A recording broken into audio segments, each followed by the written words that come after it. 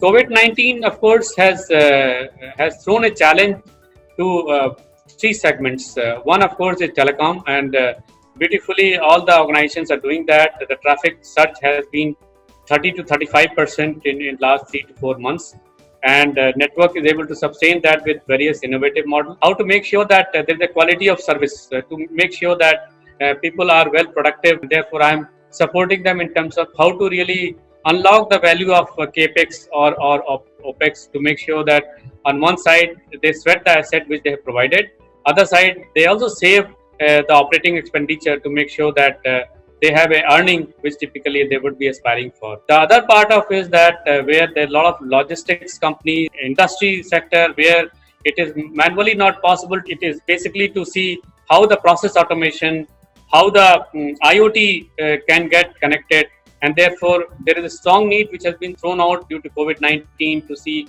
how IoT can play a major role to make sure that everything is digitized. So the digitalization has taken a front seat, and that's where I advise people to see how quickly you can do a process automation, digitalization, and not only to do that, there's also a need for getting integrated to the various components to make sure that all the online systems like Oracle or the approval systems are also getting integrated to the part of it, so that it is easily accessible at even a remote location. It is important to do a process automation, make sure that everything is connected on the digital side. There should be a standard platform where all those data are available. As we do a digitalization, it is important that the manpower orientation and also to make sure that there is a proper efficient utilization of people, and they are able to get one level up in the value chain with proper training, educating them to the digital world, and manage those operations which they were doing otherwise in a non-digital world. Everything is becoming as a software as a service, and typically as we speak, software-defined network. And thanks to the network virtualization function, it is possible to slice the hardware and then put all the software functions as it will be requiring for. So therefore, it is possible to unlock the captive infrastructure which all the network providers or the digital storage provider or even the cloud providers have, and then slice it in a way so that it is possible to unlock those capex and then offer to multiple enterprise customers. The infrastructure providers will also be able to unlock the capital expenditure and reduce the OPEX by giving that access to multiple people who are aspiring to have a world-class services. The network has become as an infrastructure as a service where you can offer for example, fiber reach or fiber connectivity or data center connectivity, or even the network operating center. Offer those services to various players which would be looking forward. Software as a service is basically where you are able to go to after the last mile. You are able to go to customer, and customer decides what services he would need.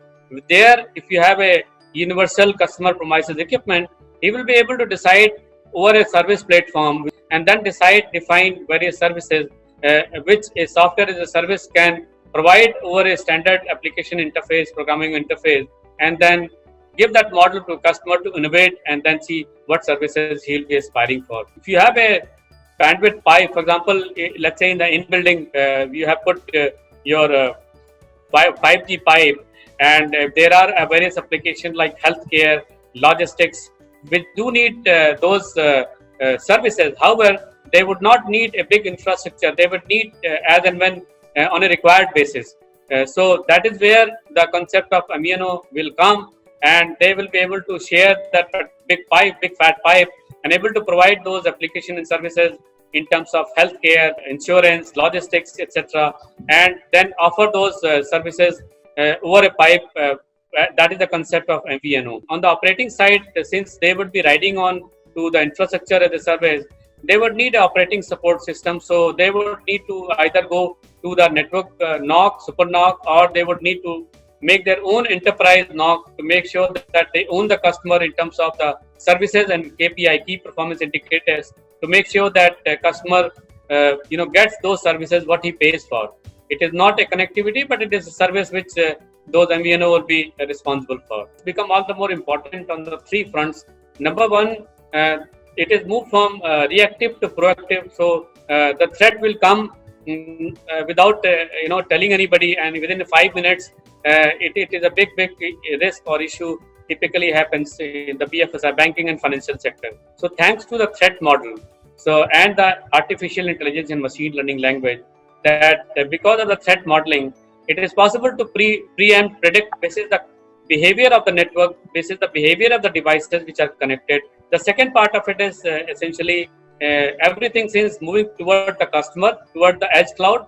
So the end customer would like to protect his own data, and more importantly, which is put in the edge side, and that's where the nano cyber security concept, that you need to protect your application, which typically you are doing for yourself, and that you should be able to purview. Third, of course, is SOC model, which is service operating center. So, for example, as I talked about, that if there is a micro SME segment, he cannot afford to have a big platform.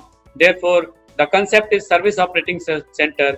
He is being monitored, maintained by the service operator guys who have a big platform, and they are able to give a KPI, key performance indicator, and SLA, and make sure that they manage their cyber security services.